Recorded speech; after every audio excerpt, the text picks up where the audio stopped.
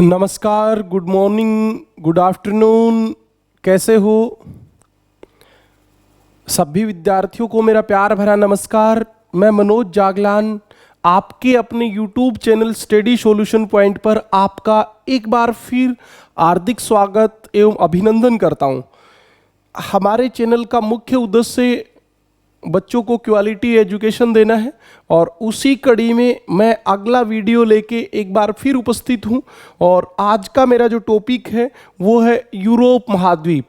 इससे पहले मैं आपको एशिया, अफ्रीका, उत्तरी अमेरिका, दक्षिण अमेरिका 4 महाद्वीप कंप्लीट करवा चुका हूं। ये 5वां महाद्वीप चल रहा है। इसके बाद ऑस्ट्रेलिया और अंटार्कटिका 2 महाद्वीप बाकी हैं हमारे, तो इसी कड़ी में वो भी पढ़ेंगे। तो आप जल्दी से क्लास से जुड़िए और क्लास का आनंद लीजिए। बहुत शानदार क्लास होने वाली है। समय को ध्यान में रखते हुए आपको कुछ मैटर मैंने पहले ही लिख दिया है ताकि आपको बातें समझ में आ सके। देखिए, आप सबसे पहले थोड़ा सा देखिए यूरोप महाद्वीप जो है वो मानचित्र पर कहाँ स्थित है। तो आप यदि मानचित्र पे देखोगे तो आपको एक चीज दिखाई देगी, और वो क्या दिखाई देगी कि ये जो आपका एशिया महाद्वीप और यूरोप महाद्वीप दोनों एक साथ फैले हुए हैं। एशिया और यूरोप महाद्वीप दोनों एक साथ फैले हुए हैं, और एशिया प्लस यूरोप दोनों को यूरेशिया कहा जाता है, यूरेशिया। और इसी यूरेशिया, क्योंकि मैंने आपको इससे पहले की वीडियो में कई बार एक बात बताई है कि महाद्वीप का मतलब होता है स्थल का वह भाग जो दूर दूर तक फैला हुआ है। स्थल का वह भाग जो दूर दूर तक फैला हुआ है और अलग थलग है, वही तो महाद्वीप होता है। तो बिल्कुल ये एक यूरेशिया महाद्वीप है, और यूरोप और एशिया दोनों मिलकर एक महाद्वीप बनता है। लेकिन इनके बीच में यूराल पर्वत, ये आपका यूराल पर्वत, ये यूराल नदी और ये कैस्पियन सागर, इसके बाद ये काकेसस पर्वत, और काकेसस पर्वत के बाद काला सागर, ये सब मिलके एशिया और यूरोप महाद्वीप को अलग कर देते हैं। वरना एशिया और यूरोप एक ही महाद्वीप होता, क्योंकि ये वास्तव में तो स्थल का एक ही भाग है। लेकिन इनके बीचों बीच यूराल पर्वत, यूराल नदी, कैस्पियन सागर, काकेसस पर्वत, काला सागर होने के कारण ये स्थल, ये भाग अलग हो गया। बिल्कुल जैसे भारत को भारतीय उपमहाद्वीप कहा जाता है। क्यों कहा जाता है? क्योंकि भारत के उत्तर में हिमालय पर्वत है, उधर वो हिंद महासागर तक आ जाता है, इधर अरब सागर तक आ जाता है, तभी तो भारत को भारतीय उपमहाद्वीप कहा जाता है। उपमहाद्वीप का मतलब स्थल का वह भाग जो अलग थलग है, बिल्कुल अलग थलग है। और ये इसी प्रकार ये भी अलग है। एशिया महाद्वीप को महाद्वीपों का महाद्वीप भी कहते हैं, और इसको प्रायद्वीपों का महाद्वीप कहते हैं। प्रायद्वीप क्या होता है वो भी बता देता हूं आपको। प्रायद्वीप का मतलब होता है जिसके तीनों ओर पानी होता है, चारों ओर पानी होता है, द्वीप होता है। द्वीप का बड़ा रूप महाद्वीप होता है, और ये प्रायद्वीप होता है जिसके तीनों ओर पानी होता है। तो आप देखोगे मानचित्र में आपके पास एटलस होनी चाहिए, और उस एटलस में आपको देखना होता है कि इसके तीनों ओर पानी के, जैसे कोला प्रायद्वीप रूस का, ये स्कैंडिनेविया प्रायद्वीप, फिर इधर आप आ जाओगे नॉर्वे प्रायद्वीप, ये फिर आप देखोगे यहाँ फ्रांस का भी भाग है, स्पेन का भी भाग ऐसा है जिसके तीनों ओर पानी है।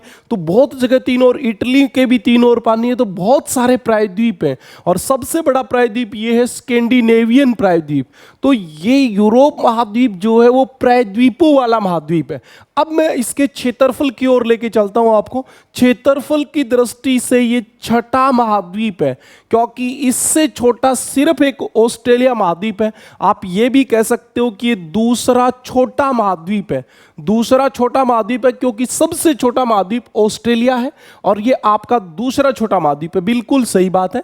और अब आप एक बात देखिए, उत्तरी गोलार्ध का सबसे छोटा महाद्वीप है। बिल्कुल, क्योंकि आपको एक बात का पता है, और वो किस बात का पता है कि ऑस्ट्रेलिया महाद्वीप दक्षिणी गोलार्ध में है और यूरोप उत्तरी गोलार्ध में। तो ओवरऑल सबसे छोटा ऑस्ट्रेलिया, लेकिन उत्तरी गोलार्ध लगा दे क्योंकि ऑस्ट्रेलिया तो दक्षिणी गोलार्ध में रह गया, इसका मतलब उत्तरी गोलार्ध का सबसे छोटा महाद्वीप कौन है? यूरोप महाद्वीप है। तो बिल्कुल उत्तरी गोलार्ध का सबसे छोटा महाद्वीप यूरोप है। इसका क्षेत्रफल कितना है? 99.38 लाख वर्ग किलोमीटर। बाकी सब महाद्वीपों का क्षेत्रफल मैंने करोड़ में बताया, इसका लाख में बताया। यह विश्व के 6.7% भाग पे फैला हुआ है। और आपको एक बात और पता होना चाहिए, जनसंख्या की दृष्टि से यूरोप महाद्वीप का तीसरा स्थान है। कौन सा स्थान है? तीसरा। पहला सर्वाधिक जनसंख्या कहां है? 30% एशिया में। 2 नंबर पे कहां है? अफ्रीका में। और 3 नंबर पे जनसंख्या सर्वाधिक कहां है भी? यूरोप महाद्वीप में। तो ये छोटा होने के बावजूद यह जनसंख्या ज्यादा है, अतः ये एक सघन बसा महाद्वीप है। कैसा बसा महाद्वीप है? सघन बसा। और ये सघन होने के बावजूद एक संपन्न महाद्वीप है। सघन होने के बावजूद एक क्या है? संपन्न महाद्वीप है। बिल्कुल भी सघन होने के बावजूद एक क्या है? संपन्न महाद्वीप है। यह बात बिल्कुल सही है। अब आप देखिए कि सघन होने के बावजूद संपन्न क्यों है, तो इसका एक रीजन तो यह है भाई कि यहां व्यापारिक दृष्टि से औद्योगिक क्रांति सबसे पहले यही शुरू हुई थी, तो उद्योग सबसे पहले यहां लगा। तो ये जो महाद्वीप है ये औद्योगिक दृष्टि से संपन्न है। और दूसरी खास बात सुनिए, ये जो महाद्वीप है आप इसको एक्चुअल में देखोगे तो यूरोप महाद्वीप 34 डिग्री 34 डिग्री 34 डिग्री 51 उत्तर से 51 मिनट उत्तर से 81 डिग्री 81 डिग्री 47 मिनट उत्तर के मध्य स्थित है। अब आप खुद एक बात सोचिए, ये लगभग इसका अधिकांश भाग 40 से 60 डिग्री के बीच है। 60 से ऊपर का जो भाग है वो रूस वगैरह का थोड़ा बहुत भाग है, तो उसकी कोई बहुत इंपॉर्टेंट भी नहीं है। इसका अधिकांश भाग 40 से 60 डिग्री के बीच है। और 40 से 60 डिग्री के बीच पवन चलती है पछुआ। और पछुआ पवनों की एक खास बात क्या होती है कि वो पूरे वर्ष वर्षा करती हैं, पूरे वर्ष वर्षा करती हैं। इसीलिए आपको पता होना चाहिए कि यूरोप महाद्वीप जो है वहाँ वर्ष भर वर्षा होती है। और वर्ष भर वर्षा होगी तो कृषि की दृष्टि से उपजाऊ हो जाएगा, अनुकूल जलवायु हो जाएगी, डेयरी फार्मिंग के लिए अनुकूल जलवायु हो जाएगी। तो ये एक अनुकूल जलवायु वाला महाद्वीप है और इसलिए ये एक संपन्न महाद्वीप है। और पछुआ पवनों के क्षेत्र में इसीलिए यूरोप एकमात्र ऐसा महाद्वीप है जहां कोई भी मरुस्थल नहीं है। जहां क्या नहीं है भी? मरुस्थल नहीं है। यूरोप महाद्वीप में एक भी मरुस्थल नहीं है। आप ये बात याद रखना, यूरोप महाद्वीप में क्या नहीं है? मरुस्थल नहीं है। ठीक है जी, यूरोप महाद्वीप में मरुस्थल नहीं है भाई। उसके बाद हम अगली बात पे हैं, तो इसको यूरेशिया का प्रायद्वीप कहते हैं। यूरोप और एशिया दोनों मिलके यूरेशिया बनते हैं। प्रायद्वीप का मतलब जिसके 3 ओर पानी हो, 1, 2 और 3, इसके 3 ओर पानी है, इसलिए यूरोप को यूरेशिया का प्रायद्वीप कहते हैं। यूरोप को यूरेशिया का प्रायद्वीप कहते हैं। और आपको पता होना चाहिए इसको प्रायद्वीपों का महाद्वीप भी कहते हैं। प्रायद्वीपों का महाद्वीप कहने का मतलब यह है कि इसमें अनेक, जैसे देखो इटली का, ये स्पेन का, फ्रांस का, नॉर्वे का, फिनलैंड का कोला प्रायद्वीप, ऐसे अनेक प्रायद्वीप हैं, अनेक भाग ऐसे हैं जिसके 3 ओर पानी है, इसलिए इसको प्रायद्वीपों का महाद्वीप भी कहते हैं। यहां तक का आप एक बार स्क्रीनशॉट ले लीजिए। इसके बाद मैं आपको एक बात बताने वाला हूं कि स्कैंडिनेविया क्या होता है। स्कैंडिनेविया क्या होता है? ये जो क्षेत्र है इसका नाम स्कैंडिनेविया है। स्कैंडिनेविया आपको पता होना चाहिए, यहाँ नॉर्वे देश है, यहाँ स्वीडन देश है और यहाँ फिनलैंड देश है। इस नॉर्वे, स्वीडन, फिनलैंड को भौगोलिक दृष्टि से, भौगोलिक का मतलब होता है भौतिक प्लस सांस्कृतिक, दोनों चीजों के आधार पे, भौतिक प्लस सांस्कृतिक, भौगोलिक दृष्टि से इस क्षेत्र को स्कैंडिनेविया कहा जाता है। इसमें जो भौतिक के साथ जो आधार है वो भाषा का है। तो भौगोलिक दृष्टि से नॉर्वे, स्वीडन और उत्तरी फिनलैंड को स्कैंडिनेविया कहा जाता है। लेकिन भाषा, केवल भाषा के आधार पे, भौतिक को हटा दो, भौतिक को हटा दो, तो भाषा के आधार पे नॉर्वे, स्वीडन, डेनमार्क और आइसलैंड, यहां डेनमार्क है, डेनमार्क, क्योंकि आपको पता होगा यहां बाल्टिक सागर है, बाल्टिक सागर, तो उसी बाल्टिक सागर के किनारे के ऊपर डेनमार्क, कोपेनहेगन जिसकी राजधानी है, कोपेनहेगन को बाल्टिक सागर की कुंजी कहते हैं, आपने सुना होगा। और इसके अलावा ये आइसलैंड, यहां नॉर्वे और आइसलैंड में यहां भाषाई दृष्टि से समानता है, इसलिए भाषा के आधार पे नॉर्वे, स्वीडन, डेनमार्क और आइसलैंड को स्कैंडिनेविया कहा जाता है।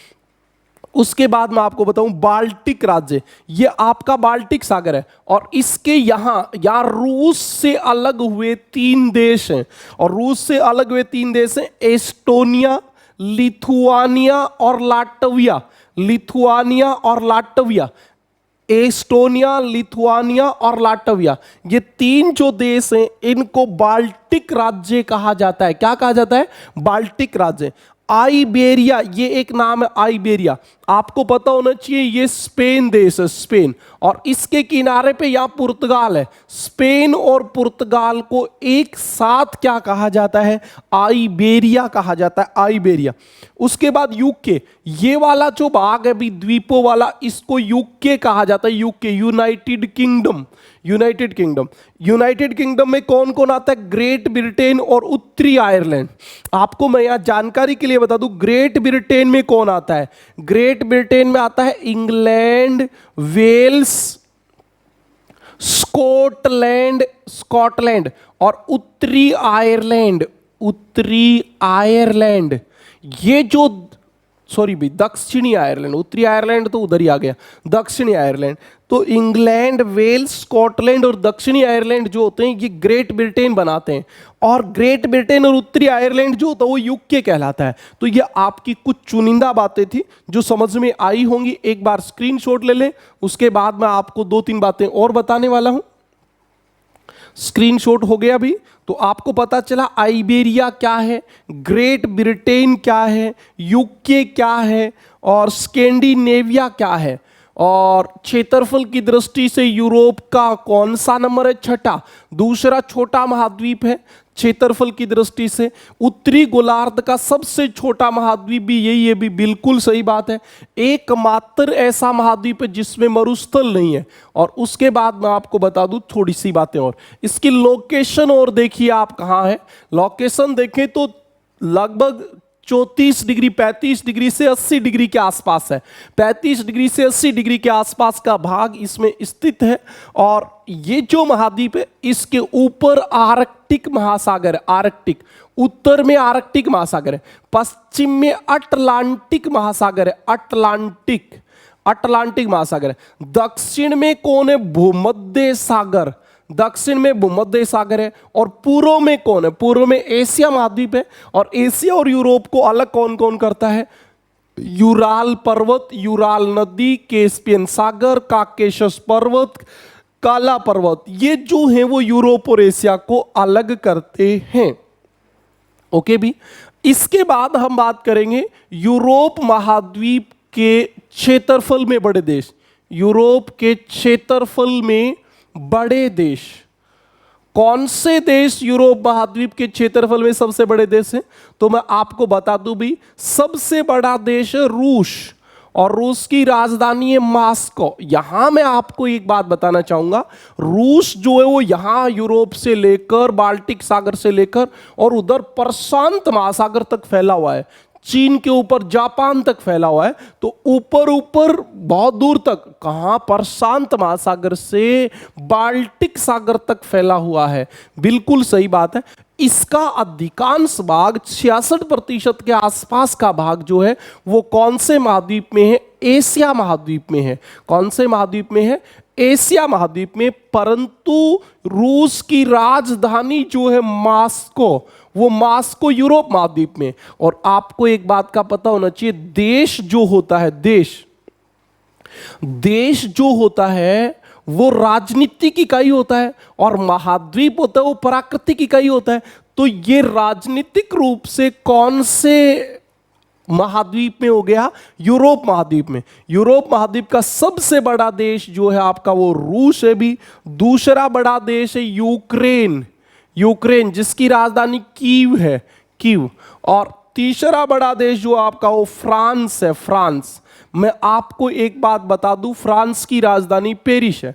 इनमें से आपको ये दोनों ऑप्शन में नहीं मिलेंगे, फ्रांस ही मिलेगा। यूरोप महाद्वीप का सबसे बड़ा देश कौन सा है, तो आप बताओगे साहब फ्रांस है, क्योंकि रूस और यूक्रेन ऑप्शन में नहीं मिलते। रूस विश्व का सबसे बड़ा देश है, तो सबको पता ही है भी, फिर यूरोप महाद्वीप में तो यूरोप का सबसे बड़ा देश तो होगा ही। सबसे छोटा देश, यूरोप का सबसे छोटा देश, सबसे छोटा देश कौन सा है, तो यूरोप महाद्वीप का सबसे छोटा देश जो है भी वो वेटिकन सिटी है। वेटिकन सिटी, वेटिकन सिटी को होली सी देश भी कहते हैं, होली सी। अब मैं आपको एक बात और बता दूं, महाद्वीप और महासागर बहुत शानदार टॉपिक है, परंतु ये ऑफलाइन क्लास में पढ़ाने के लिए बेटर है, क्योंकि आपके पास एटलस होती तो मैं आपको उसमें ये वेटिकन सिटी वगैरह दिखाता एटलस में, तो आपको बहुत अच्छे से समझ में आता। अब ये काम आपको खुद करना होता है, और खुद आप क्या करते हो कैसा करते हो तुम खुद जानते ही हो, मुझे बताने की आवश्यकता लगती नहीं है कि है भी कहीं, तो आप खुद जानते हो। फिर भी आप थोड़ा सा ध्यान रखें, वेटिकन सिटी जो ये इटली है, इस इटली में यहां एक शहर है रोम। इटली में जो रोम शहर है, रोम, उस रोम में पोप का निवास है। पोप का निवास, आप समझ गए। पोप, यहां एक चर्च है, चर्च, उस चर्च के एरिया को, उस चर्च के क्षेत्र को, जो केवल और केवल 0.44 वर्ग किलोमीटर में फैला हुआ है, यानी आधी किलोमीटर, आधी वर्ग किलोमीटर में फैला हुआ है, उस आधे वर्ग किलोमीटर के क्षेत्र को जहां चर्च है और पोप का निवास है, उसको इटली ने एक देश घोषित कर दिया। क्यों कर दिया? ताकि उनका धर्मगुरु पोप जब किसी दूसरे देश में जाए तो वहां उसका राष्ट्राध्यक्ष के समान सम्मान हो, आवाभगत हो। उसके लिए उन्होंने उस चर्च को एक देश घोषित कर दिया। वास्तव में वेटिकन सिटी कोई देश नहीं है, बस इतना सा ही है, लेकिन वहां के कानून कायदे, पोप के जो नियम होते हैं वही लागू होते हैं, तो एक देश भी बन जाता है। आप समझिए, ये एकमात्र ऐसा देश है जिसमें 800 से 900 के आसपास धर्मगुरु रहते हैं। कोई महिला नहीं है, कोई बच्चा नहीं है, सिर्फ धर्मगुरु रहते हैं। तो ये विश्व का भी सबसे छोटा देश है और यूरोप महाद्वीप का भी सबसे छोटा देश है। आपको ये बात समझ में आई होगी जहां तक मेरा अनुमान है। एक बार आप स्क्रीनशॉट ले लीजिए, यूरोप के सबसे बड़े देश और छोटे देश होंगे, उसके बाद हम आगे की बात करेंगे, तो जल्दी से आप स्क्रीनशॉट लीजिए। ओके भी, अब मैं आपको जो बातें बताने वाला हूं, मानचित्र को एक बार थोड़ा सा हम हटा देते हैं। आप एटलस आपके पास होनी चाहिए, उस एटलस में आप बार बार देख सकते हो। जब आप बार बार देखोगे तो आपको सब कुछ समझ में आ जाएगा, कहीं कोई दिक्कत रहने वाली नहीं है, कोई टेंशन लेने की आवश्यकता नहीं है भी। ओके, अब मैं आपको जो इंपॉर्टेंट बात बताने वाला हूं उनको ध्यान से सुनिए। सबसे इंपॉर्टेंट बात आपको यहां एक नदी की बताता हूं, यूरोप महाद्वीप में राइन नदी। राइन नदी जो उसकी खास बात क्या है? विश्व का सबसे व्यस्त आंतरिक जल मार्ग। आपको पता है विश्व में सबसे व्यस्त समुद्री मार्ग की बात करें तो समुद्री मार्ग उत्तरी अटलांटिक मार्ग है। उत्तरी अटलांटिक महासागर जो यूरोप और उत्तरी अमेरिका को जोड़ता है वो सबसे व्यस्त है। लेकिन नदी की बात करें तो राइन नदी सबसे व्यस्त नदी है। ओके, और इस राइन नदी की बाकी बातें बताऊंगा, कहां से निकलती है, कहां गिरती है, इसको कोयला नदी क्यों कहते हैं, कौन सा बंदरगाह स्थित है। एक बार सिर्फ इतनी बात याद रखें, और ये बात इंपॉर्टेंट की पावर 1000 है भाई। विश्व का सबसे व्यस्त आंतरिक जलमार्ग कौन सा है? राइन नदी है। ओके, और इसी के किनारे आपको पता है रोटरडम बंदरगाह स्थित है। रोटरडम बंदरगाह किस देश में स्थित है? नीदरलैंड में। और ये आपको पता होना चाहिए यूरोप का सबसे बड़ा बंदरगाह है। सबसे बड़ा बंदरगाह है। यूरोप में सबसे ज्यादा माल का व्यापार इसी बंदरगाह से होता है, और इसीलिए इस बंदरगाह को यूरोपोर्ट कहते हैं। यूरोपोर्ट, तो ये आपके लिए एक इंपॉर्टेंट बात थी, राइन नदी वाली। समझ में आ गई भाई राइन नदी की। उसके बाद मैं आपको एक बात बताता हूं, डेनमार्क। डेनमार्क देश, अभी मैंने आपको बताया था मानचित्र में आप देखिए बाल्टिक सागर, उस बाल्टिक सागर के मुहाने पे जहां उत्तर सागर है, यूके है, वहां आप देखोगे तो आपको डेनमार्क देश लिखा हुआ मिलेगा, डेनमार्क। इसकी राजधानी जो है वो कोपेनहेगन है, और यहां बहुत सारे सम्मेलन भी हुए हैं, और इस कोपेनहेगन को बाल्टिक सागर की कुंजी कहते हैं। ये बाल्टिक सागर के एकदम मुहाने पर स्थित है, तो इसको बाल्टिक सागर की कुंजी कहते हैं। और ये देश जो है, ये देश डेयरी उद्योग के लिए पूरे विश्व में प्रसिद्ध है। डेयरी उद्योग यानी दूध एवं दूध से निर्मित उत्पादों के लिए पूरे विश्व में प्रसिद्ध है। कौन भी? डेनमार्क। डेनमार्क है। और इसके बाद आपको पता होना चाहिए, ये आप जैसे अभी एक बार फिर से मानचित्र बना के बता देता हूं, ये आपका यूरोप महाद्वीप ऐसे है। तो इसमें यहां आप देखोगे तो अंदर बाल्टिक सागर है, और इसके यहां ब्रिटिश द्वीप समूह है, यूके है, और इन दोनों के बीच में यहां उत्तर सागर है। तो आपको यह भी पता होना चाहिए उत्तर सागर कहां है? यूके। यूके व यूरोप महाद्वीप को अलग करता है उत्तर सागर। और इस उत्तर सागर की दो खास बातें हैं, वो भी आप सुनिए कि यहां दो चबूतरे हैं। एक का नाम है डागर बैंक, डागर बैंक, और एक का नाम है Great Fisher Bank, Great Fisher Bank. एक बात आपको थोड़ा सा पीछे लेके चलता हूं। मैंने आपको एक ग्रेट बैंक बताया था, ग्रेट बैंक, महान चबूतरा, कनाडा के तट पर न्यू फाउंडलैंड द्वीप के पास बताया था ना। विश्व में सर्वाधिक मछली पकड़ा जाने वाला तट किनारा। तो ऐसे डागर बैंक और ग्रेट फिशर बैंक होते क्या हैं, आप उसको समझिए। ये समुद्र में उथले भाग होते हैं, उथले भाग, पानी में कम डूबे हुए भाग, और वहां तक सूर्य की किरणें जाती हैं, तो वहां मछली का उत्पादन बढ़ जाता है, और उनको बैंक कहते हैं। इस बैंक का मतलब होता है चबूतरा। तो ग्रेट फिशर बैंक और डागर बैंक जो है उत्तर सागर में स्थित मछली पकड़े जाने वाले केंद्र हैं, मछली उत्पादक क्षेत्र हैं। बात समझ में आ गई भी। इसके बाद मैं आपको लेके चलता हूं, स्क्रीनशॉट ले लीजिए एक, उसके बाद मैं आपको अगली बात बताऊंगा। एक स्क्रीनशॉट ले लीजिए जल्दी से। हाँ भाई, राइन नदी यूरोप की नहीं पूरे विश्व की सबसे व्यस्तम नदी है। रॉटरडम राइन नदी के किनारे स्थित एक बंदरगाह है। बिल्कुल सही बात है, आपको समझ में आ गई होगी ये बात। उसके बाद मैं आपको जो बात बताने वाला था वो क्या, उसको आप ध्यान से सुनिए। यूरोप का एक महत्वपूर्ण रेल मार्ग है, यूरोप का एक महत्वपूर्ण रेल मार्ग है, ये आपका बाल्टिक सागर हो गया, बिल्कुल यहां से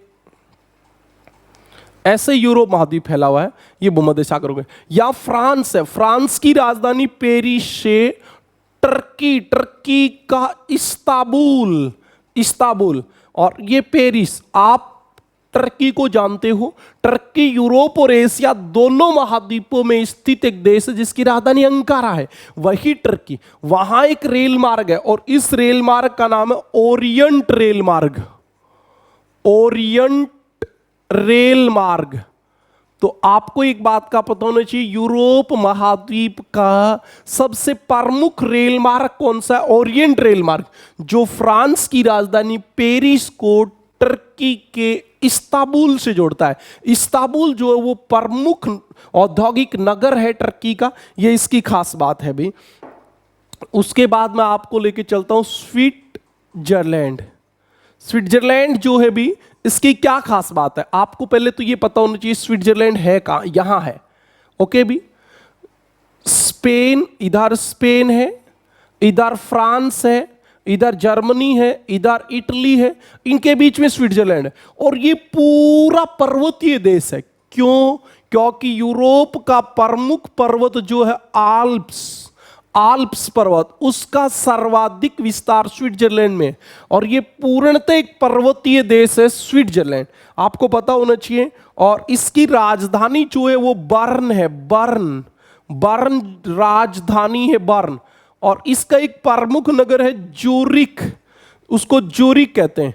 ज्यूरिक प्रमुख नगर है, प्रमुख नगर है, और ये औद्योगिक नगर है ज्यूरिक। आपको पता होना चाहिए सबसे बड़ा नगर भी स्विट्जरलैंड का यही है। और यहां एक आपको पता है और शहर है जिनेवा। जिनेवा में बहुत सारे सम्मेलन भी हुए हैं, और आपको पता होगा यूएनओ के मुख्यालय भी हैं, यूएनओ के बहुत सारी शाखाओं के मुख्यालय भी हैं। तो ये सब स्विट्जरलैंड में है। ये आपका स्विट्जरलैंड एक प्रमुख देश था। उसके बाद मैं आपको बता दूं, ये जो पूर्व वाला यूरोप है ना, यहां कृषि होती है, कृषि, और इसीलिए पूर्वी यूरोप को हरित यूरोप, हरित यूरोप या कृषक यूरोप भी कहा जाता है। हरित यूरोप या कृषक यूरोप भी कहा जाता है। और यही बात स्विट्जरलैंड तक की बात कंप्लीट हो गई। उसके बाद आपको एक बात का पता है, यहां आइसलैंड, आइसलैंड जो द्वीप है भाई, ये 66.5 डिग्री अक्षांश के ऊपर स्थित है। और 66.5 डिग्री अक्षांश पे जो भी देश या द्वीप होते हैं उनको मध्य रात्रि का देश कहते हैं। मध्य रात्रि का देश क्यों कहते हैं मध्य रात्रि का देश? क्योंकि यहां दिन की अवधि व रात्रि की अवधि 24-24 घंटे तक हो जाती है। जब सूर्य उत्तरी गोलार्ध में होता है तो दिन 24 घंटे का होता है, जब दक्षिणी गोलार्ध में होता है तो रात 24 घंटे की हो जाती है। इसलिए इनको मध्य रात्रि का देश कहते हैं। नॉर्वे को मध्य रात्रि का देश कहते हैं, आइसलैंड को मध्य रात्रि का द्वीप कहते हैं। आइसलैंड यूरोप महाद्वीप का द्वीप है, इसके पास ही जो ग्रीनलैंड है वो उत्तरी अमेरिका महाद्वीप का द्वीप है। तो आप इस बात को याद रखें, आइसलैंड, नॉर्वे दोनों को मध्य रात्रि के देश कहा जाता है। इसके बाद भी एक बात और स्क्रीनशॉट ले लीजिए आप, रेल मार्ग, ओरिएंटल रेल मार्ग का, स्विट्जरलैंड आल्प्स पर्वत से घिरा हुआ है। इसकी राजधानी कहाँ है? और बर्न, ज्यूरिक बड़ा नगर है, जिनेवा में यूएनओ के बहुत सारे मुख्यालय। अब मैं आपको एक देश की बात बताने वाला हूं, यहां जो उत्तर सागर के किनारे के ऊपर स्थित है, और इस देश का नाम है नीदरलैंड। क्या नाम है भी? नीदरलैंड। नीदरलैंड जो देश है, इसकी बात सुनिए आप। एक तो ये विश्व में सबसे नीचा स्थान है। इसकी समुद्र तल से औसत ऊंचाई जो वो 11 मीटर है। आप सोचिए 11 ही मीटर है, मतलब अच्छा ऊंचा सा जवार आ जाए तो ये देश समुद्र के पानी में डूब जाएगा। लेकिन इन्होंने क्या किया है, अपने समुद्र के किनारे के ऊपर बड़े बड़े बांध बना दिए हैं, बांध, और उन बांधों से पानी को रोक रखा है। यहां तक कि इन्होंने समुद्र में रेत डाल डाल के समुद्र में नई भूमि प्राप्त की है, और उस भूमि को पोल्डरलैंड कहते हैं। पोल्डरलैंड, पोल्डरलैंड आप समझ गए क्या? पोल्डरलैंड क्या होती है? नीदरलैंड में समुद्र के किनारे वाले क्षेत्र में मिट्टी डाल डाल के और समुद्र को भर दिया तो नई धरातल निकल आया। उस नए धरातल को पोल्डरलैंड कहते हैं। नीदरलैंड का अधिकांश भाग जो है वो समुद्र तल से नीचा है। ये एक समुद्र तल से नीचा भाग है। आपको बता दूं, इसकी राजधानी है एम्स्टर्डम, एम्स्टर्डम। और इसी देश का वो राइन नदी के किनारे बंदरगाह है, और उस बंदरगाह का नाम क्या है आपको पता ही है? रोटरडम। रोटरडम अभी मैं बता रहा था, वही रोटरडम। रोटरडम इसके किनारे, राइन नदी के किनारे स्थित एक बंदरगाह है। एम्स्टर्डम जो वो इसकी नीदरलैंड की राजधानी है। ये समुद्र तल से नीचा स्थान है, 11 मीटर ऊंचाई, सोचिए आप, कुछ नहीं है। और समुद्र में मिट्टी डाल डाल के इन लोगों ने भूमि प्राप्त की है। उसको पोल्डरलैंड कहते हैं। क्या कहते हैं भी? पोल्डरलैंड कहते हैं। यानी कि आप ये कह सकते हो कि इन्होंने समुद्र को पीछे धकेल दिया है, मिट्टी डाल के पीछे धकेल दिया है। तो ये आपको समुद्र को पीछे धकेलने वाला एक देश मैंने आपको बताया। ओके भी, इसके बाद आप थोड़ी सी बातें और, जैसे कहावत टाइप बातें होती हैं। स्विट्जरलैंड जो होता है उसको यूरोप का खेल का मैदान कहते हैं। यूरोप का खेल का मैदान, मैं आपको स्विट्जरलैंड की एक बात और बता देता हूं, यहां का मुख्य व्यवसाय केवल और केवल पर्यटन है। यहां जितने लोग हैं वो पर्यटन व्यवसाय, होटल, पर्यटन, गाइड, यही काम करते हैं। यहां न तो कृषि होती है, न उद्योग है, कुछ नहीं है, सिर्फ पर्यटन के सहारे ये लोग जीते हैं। तो स्विट्जरलैंड जो है वो एक आपका कैसा देश है जिसकी पूरी अर्थव्यवस्था पर्यटन पर निर्भर है, आपको ये बात बता दूं। इसके बाद आप नॉर्वे, स्वीडन और फिनलैंड, फिनलैंड को जानते हो? तो फिनलैंड की एक खास बात क्या है, फिनलैंड को झीलों का देश कहा जाता है, झीलों का देश, क्योंकि वहां झील ज्यादा है और इसलिए उसको झीलों का देश कहा जाता है। ओके भी। इसके बाद मैंने आपको यार रूस में एक ये बताया था, कोला प्रायद्वीप, कोला प्रायद्वीप। रूस में दो प्रायद्वीप सबसे इंपॉर्टेंट है, कमचटका प्रायद्वीप और कोला प्रायद्वीप। कोला प्रायद्वीप रूस का एक प्रसिद्ध प्रायद्वीप है और इसके किनारे यहां एक नगर है मुर्मंस्क। मुर्मंस्क, ये पीछे ग्राम सेवक में क्वेश्चन आया था भाई, बहुत दिनों तक गाइडों में ही नहीं मिला था, मुर्मंस्क। और यहां आपको पता हो तो जो गल्फ स्ट्रीम धारा आती है उसकी एक धारा नॉर्वे धारा, नॉर्वे धारा जो गर्म जल धारा होती है वो रूस के कोला प्रायद्वीप के मुर्मंस्क तक बहती है। और इसीलिए रूस में मुर्मंस्क जो है वो एकमात्र नौसैनिक अड्डा है, क्योंकि यहां बर्फ नहीं जमती। नेवी जो होती है रूस की वो यही होती है, क्यों? यहां बर्फ नहीं जमती तो यहां तक गर्म जल धारा आती है। अरे ये नॉर्वे धारा है, गर्म जल धारा। नॉर्वे धारा के कारण रूस का कोला प्रायद्वीप जो कि बहुत उत्तरी गोलार्ध में स्थित है लेकिन वर्ष भर खुला रहता है, क्यों? क्योंकि वहां गर्म जल धारा बहती है, नॉर्वे धारा। और मुर्मंस्क जो है वो विश्व का उत्तरतम नगर भी माना गया है, मैं आपको बता दूं। और यार रूस जो आपका आइसलैंड है उसकी राजधानी रेकजाविक जो है, रेकजाविक, वो विश्व की उत्तरतम राजधानी है। ये विश्व का उत्तरतम नगर है, देख लेना पेपर में जो ऑप्शन आए उसके अकॉर्डिंग उत्तर कर देना आप। तो ये स्विट्जरलैंड, फिनलैंड की बात समझ में आई।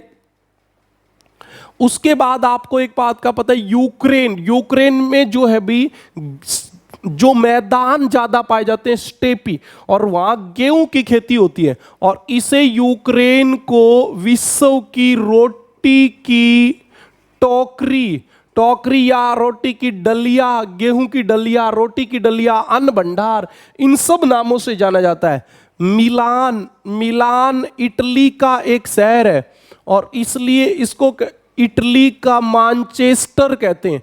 क्यों कहते हैं मैनचेस्टर? क्योंकि इटली का प्रमुख सूती वस्त्र का केंद्र मिलान है और जहां पे भी सूती वस्त्र उद्योग संपन्न होता है उसको मैनचेस्टर कहते हैं, क्योंकि विश्व में सबसे पहले मैनचेस्टर में सूती वस्त्र उद्योगों का उत्पादन शुरू हुआ था।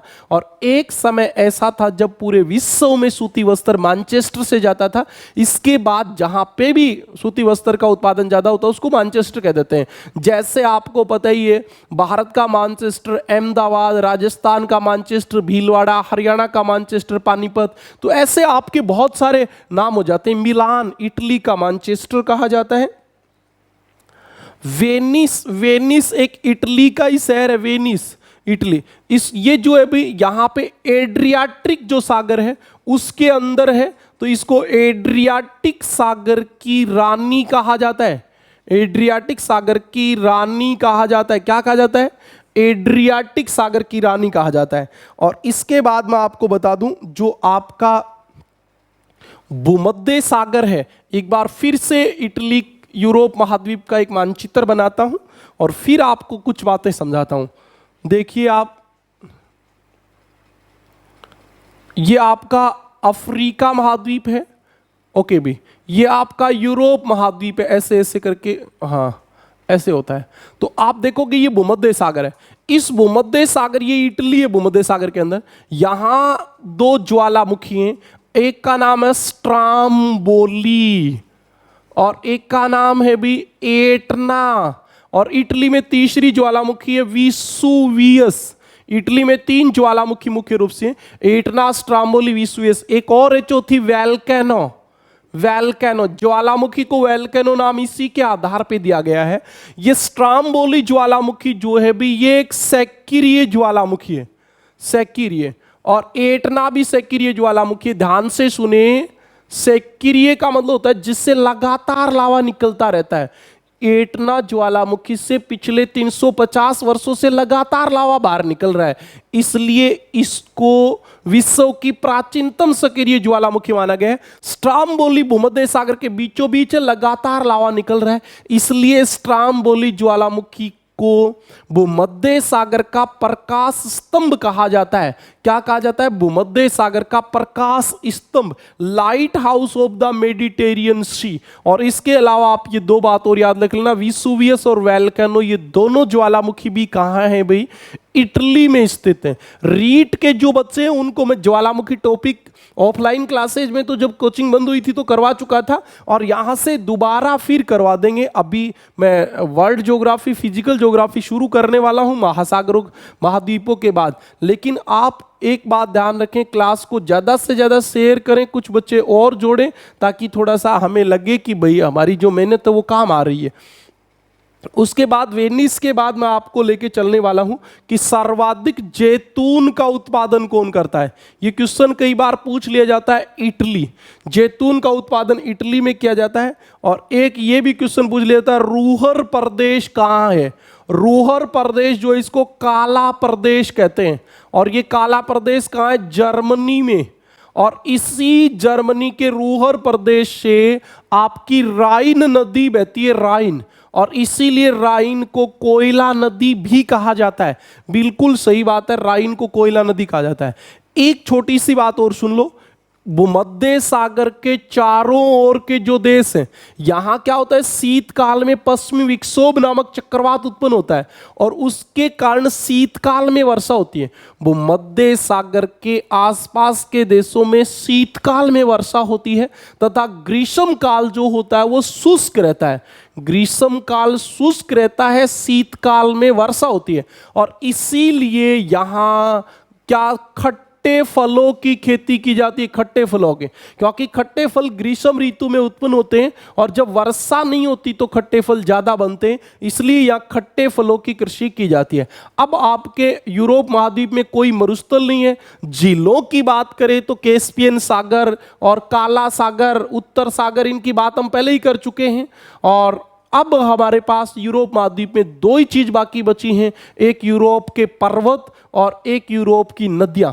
तो इनको शॉर्ट एंड स्वीट करवा देता हूं, ज्यादा टेंशन लेने की जरूरत नहीं है। और मैं एक बार कहूंगा टेक्निकल एक्सपर्ट से कि इसके बीच का जब तक मैं उनके नाम लिखूं वो बीच से काट दे, ताकि आपका समय खराब ना हो।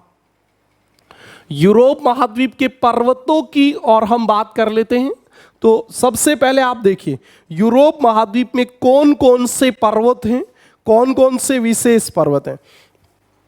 तो आपको सबसे पहला पर्वत बताता हूं, पीनाइन पर्वत। ये पीनाइन पर्वत, आपका पहला काम है कि आप इन पर्वतों को एटलस में देखें।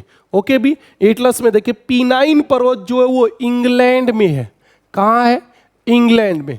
बस इतनी काम की बात है। और कैसा पर्वत है?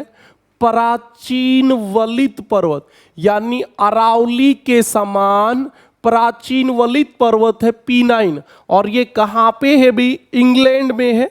और प्राचीन वलित पर्वत है तो आपको पता है वर्तमान में ये किस पर्वत की श्रेणी में आ गया होगा? अवशिष्ट। अपर्दन ने काट दिया होगा, सीधी सी बात। 2 नंबर कौन सा पर्वत है? यूराल।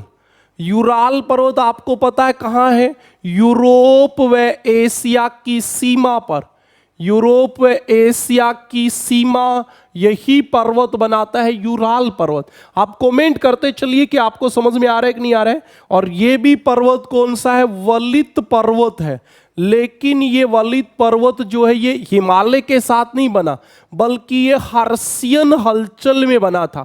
जो बच्चे बहुत बारीकी से जानकारी रखते हैं उन्हीं को पता है कि पर्वतों की हलचल है अल्पाइन हलचल, हर्शियन हलचल, ये वाली। तो तीसरा आपका यूरोप महाद्वीप का सबसे प्रमुख पर्वत है काकेशस। काकेशस। अब भाई आप थोड़ा सा भी ध्यान रखते हो तो मैंने अभी बताया था कि कैस्पियन सागर व काला सागर के मध्य, कैस्पियन सागर व काला सागर के मध्य एशिया और यूरोप को कौन अलग कर रहा था भी? काकेशस पर्वत, ये कैसा पर्वत है? नवीन वलित पर्वत, नवीन वलित पर्वत है भी ये। और आपको पता होना चाहिए इसकी सर्वोच्च चोटी कौन सी है? Mount Elbrus. माउंट एलब्रुस इसकी सर्वोच्च चोटी है। पता है क्या? माउंट एलब्रुस 5642 मीटर ये चोटी ऊंची है और ये रूस में स्थित है। और खास बात देखिए, यूरोप की सर्वोच्च चोटी, यूरोप की सर्वोच्च चोटी, सभी महाद्वीपों की मैं ऊंची चोटी बता के लाया हूं, आपको याद हो तो। एशिया की सबसे ऊंची चोटी माउंट एवरेस्ट है, अफ्रीका की सबसे ऊंची चोटी किलिमंजारो है, और दक्षिण अमेरिका की सबसे ऊंची चोटी एक कांकागुआ है, और उत्तरी अमेरिका की सबसे ऊंची चोटी आप बताओगे कमेंट करके, देखते हैं कौन कौन बताता है। ओके भी, तो यूरोप महाद्वीप की सबसे ऊंची चोटी माउंट एलब्रुस है, काकेशस पर्वत में है, यूरोप और एशिया महाद्वीप के बीच में ये पर्वत। लेकिन ये चोटी आपसे कोई पूछ ले कहां है, तो रूस में है भाई। ओके, ये आपका तीसरा सबसे प्रमुख पर्वत था। उसके बाद चौथे पर्वत पे चलिए, पिरेनीज पर्वत। पिरेनीज पर्वत, ये नाम लगभग लगभग मिलते होते हैं। P9 पर्वत, P9 इंग्लैंड में है, और पिरेनीज जो आपका पर्वत है भी, वो कहां है? स्पेन और फ्रांस की सीमा पर, स्पेन व फ्रांस की सीमा पर, फ्रांस की सीमा पर। मैं आपको एक बात जानकारी के लिए बता दूं, जैसे हमारे हिमालय पर्वत है, हिमालय को कहीं कैलाश पर्वत, कहीं कुनलुन हिमालय, कहीं हिंदकुश हिमालय, कहीं सुलेमान किरदर पर्वत, कहीं भाई शिवालिक श्रेणी, कहीं मुख्य हिमालय कहते हैं, वैसे ही यहां एक पर्वत है आल्प्स, और उस आल्प्स पर्वत का निर्माण अल्पाइन हलचल में हुआ है, और उसी के कुछ नाम है। तो ये भी पिरेनीज पर्वत भी वही अल्पाइन हलचल में, अल्पाइन हलचल में निर्मित एक नवीन वलित पर्वत है। कैसा पर्वत है? नवीन वलित पर्वत। स्पेन और फ्रांस की सीमा बनाता है भी आपका, आपको पता होना चाहिए। उसके बाद में आप एक बार स्क्रीनशॉट ले लीजिए, 4 पर्वत और बच गए, तो वो अगली बार में करवा दूंगा। P9 पर्वत इंग्लैंड में है, इतना ही याद रखिए। यूराल पर्वत, यूरोप और एशिया की सीमा बनाता है। देश की बात करें तो रूस में है। काकेशस पर्वत रूस में सीमा बनाता है यूरोप और एशिया की। सर्वोच्च चोटी माउंट एलब्रुस है, जो यूरोप महाद्वीप की सबसे ऊंची चोटी है। पिरेनीज पर्वत स्पेन और फ्रांस की सीमा पर है, अल्पाइन हलचल में बना हुआ पर्वत है। ओके भी, आपका स्क्रीनशॉट हो गया होगा। तो मैं अगली बात पे चलता हूं। इसके बाद आप चौथे नंबर पे पर्वत देखिए, आल्प्स। आल्प्स ये सबसे प्रसिद्ध पर्वत है भी, मैं आपको बता दूं, सबसे इंपॉर्टेंट यही पूछा जाना है। हिमालय के साथ का नवीन वलित पर्वत। मैंने आपको जो भी हिमालय के साथ बने उनका सबका वर्णन बताया। हिमालय, रॉकी, एंडीज, अफ्रीका में एटलस, यूरोप में आल्प्स, ये सब एक साथ बने हैं। और ये पर्वत जो बने हैं उस हलचल को अल्पाइन हलचल कहते हैं। हिमालय का निर्माण अल्पाइन हलचल में हुआ। सब ये सारे हिमालय के साथ के जो पर्वत हैं उनका निर्माण अल्पाइन हलचल में हुआ है। ये कहां है? देश की बात करें तो फ्रांस व इटली की सीमा पर है, फ्रांस व इटली की सीमा पे। और इसका सर्वोच्च शिखर जो है वो आप मुझे बताइए कौन सा है? Mount block. माउंट ब्लॉक है वो इसका सर्वोच्च शिखर है भी। माउंट ब्लॉक जो शिखर है वो आल्प्स पर्वत का सर्वोच्च शिखर है। लेकिन आप इस बात को ध्यान रखें कि ये यूरोप महाद्वीप का सर्वोच्च शिखर नहीं है, इस बात को आप विशेष रूप से ध्यान रखें। उसके बाद आपको अगला पर्वत बताता हूं, जुरा पर्वत। जल्दी से आप मुझे कमेंट करके बता सकते हो कि जुरा पर्वत कहां है। जुरा पर्वत जो आपका है भी, वो फ्रांस व स्विट्जरलैंड की सीमा पर है। फ्रांस व स्विट्जरलैंड की सीमा पर स्थित है। और इस पर्वत का निर्माण जुरेसिक युग में हुआ है। जुरेसिक युग, आपको पता है जुरेसिक युग में, जिस युग में अंगारालैंड और गोंडवानालैंड का विभाजन हुआ था, उस जुरेसिक युग में इस पर्वत का निर्माण हुआ है। और आपकी राइन व डेन्यूब नदी जो है, राइन व डेन्यूब नदी, वो इसी पर्वत से निकलती हैं। राइन और डेन्यूब नदी जो है वो इसी पर्वत से निकलती हैं। इसके बाद आपका एक पर्वत और है, ब्लैक फॉरेस्ट पर्वत। ब्लैक फॉरेस्ट पर्वत। तो एक तो आप ये समझिए कि ये कैसा पर्वत है, ब्लॉक पर्वत। ब्लॉक माउंटेन क्या होता है, जब पर्वत का कोई स्थल का एक भाग ऊपर उठ जाए तो वो ब्लॉक पर्वत होता है। और ये आपका ब्लैक फॉरेस्ट पर्वत जो है वो ब्लॉक पर्वत है। और ये कहां पे है भी, जर्मनी में, जर्मनी में। और एक ब्लॉक पर्वत और है, वॉसजेज। वॉसजेज ये भी आपका कैसा पर्वत है, ब्लॉक पर्वत। वॉसजेज, वॉसजेज ब्लॉक पर्वत है। ये फ्रांस व जर्मनी की सीमा बनाता है। किसकी सीमा बनाता है, फ्रांस व जर्मनी की सीमा बनाता है। और इसी वॉसजेज और ब्लैक फॉरेस्ट पर्वत के बीच में राइन नदी बहती है, जो बरन्स घाटी से बहने वाली प्रमुख नदी है। जो बरन्स घाटी से बहने वाली क्या है, प्रमुख नदी है। और इसके बाद एक पर्वत और आपको याद रखना है, हॉर्ज पर्वत। हॉर्ज पर्वत कहां है भी, तो हॉर्ज पर्वत आपका जर्मनी में है। हॉर्ज पर्वत कहां है, जर्मनी में। एक बार आप पुनः देखो, यूरोप महाद्वीप की नदियां बहुत ही शॉर्ट एंड स्वीट, लगातार, क्योंकि बहुत बड़ा प्रश्न इसमें से आने वाला भी नहीं होता है, तो मैंने बीच में एक बार इसको एडिट करवा के सीधा लिखने का समय आपका बचा दिया है। तो सीधी सी बात पे आज ये राइन नदी, राइन नदी जो है मैंने अभी आपको बताया था, स्विट्जरलैंड आल्प्स से निकलती है और उत्तर सागर में आके गिरती है। इसको कोयला नदी कहते हैं। इसी के किनारे रॉटरडम बंदरगाह स्थित है और ये विश्व की सबसे व्यस्त नदी है। ये दोनों बातें मैं आपको पहले बता चुका हूं राइन नदी की। तो आप याद रखना, विश्व की व्यस्तम नदी कौन सी है, राइन नदी है। और राइन नदी कहां से निकलती है, स्विट्जरलैंड में आल्प्स पर्वत से उत्तर सागर में गिरती है। रॉटरडम इसके किनारे बंदरगाह है, विश्व की व्यस्त नदी है। और रॉन नदी फ्रांस की नदी है, उत्तर सागर में गिरती है। डेन्यूब नदी जो है वो ब्लैक फॉरेस्ट पर्वत से निकलती है, काला सागर में गिरती है, एशिया और यूरोप के बीच में जो स्थित है। ये 10 देशों से बहती है, विश्व में सबसे ज्यादा देशों से बहने वाली नदी है। 5 देशों की राजधानी डेन्यूब नदी के किनारे स्थित है। और डॉन नदी जो है वो पश्चिमी यूरोप की नदी है, जो एजो सागर में है।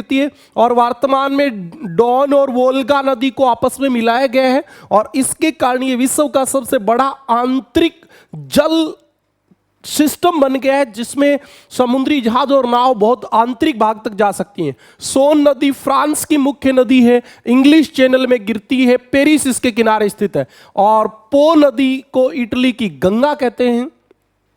वोल्गा जो नदी है वो रूस की वल्दाई पहाड़ी से निकलती है, कैस्पियन सागर में गिरती है और यूरोप महाद्वीप की सबसे लंबी नदी है। आशा करता हूं आपको आज की क्लास समझ में आई होगी। थोड़ा समय का अभाव था तो क्लास को कंप्लीट कर दिया। हम अब अगली क्लास में मिलेंगे ऑस्ट्रेलिया महाद्वीप के साथ। आज के लिए इतना ही। क्लास को ज्यादा से ज्यादा शेयर, लाइक और जरूर करें। ज्यादा से ज्यादा लोगों के साथ क्लासें शेयर करें ताकि हम लगातार आपको क्लासें देते रहें। धन्यवाद। जय हिंद, जय भारत, जय जवान, जय किसान।